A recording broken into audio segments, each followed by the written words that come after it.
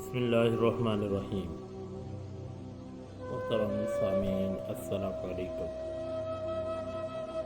آج کی اس ویڈیو میں آپ کو جمعہ کے فضائل کے بارے میں بتائیں گے۔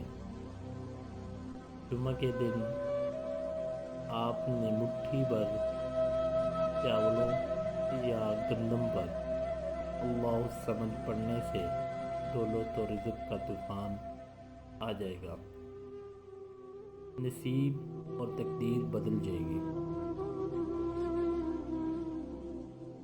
آپ کو ایسا وظیفہ بتانے جا رہا ہوں جس کے کرنے سے انشاءاللہ رزق کے دروازے کھل جائیں گے اور رزق میں بے پناہ برکت ہوگی۔ جمعہ کے دن اللہ الصمد کا وظیفہ۔ آج میں آپ کے ساتھ جمعہ کے دن اللہ الصمد کا خاص وظیفہ شیئر کرنے جا رہا ہوں۔ اس عمل کی برکت سے اللہ آپ کے گھر سے رزق کی تنگی کو ختم کر دے گا اور آپ پر رزق کے بند دروازے کھول دے گا۔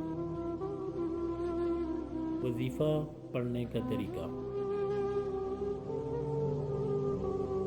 آپ نے جمعہ کے دن مٹھی بھر چاول یا گندم لینی ہے اور ان پر اللہ الصمد 100 مرتبہ پڑھ کر دم کر دیں، اور اس کے اول اور آخر 7 مرتبہ درود ابراہیمی لازمی پڑھنا ہے۔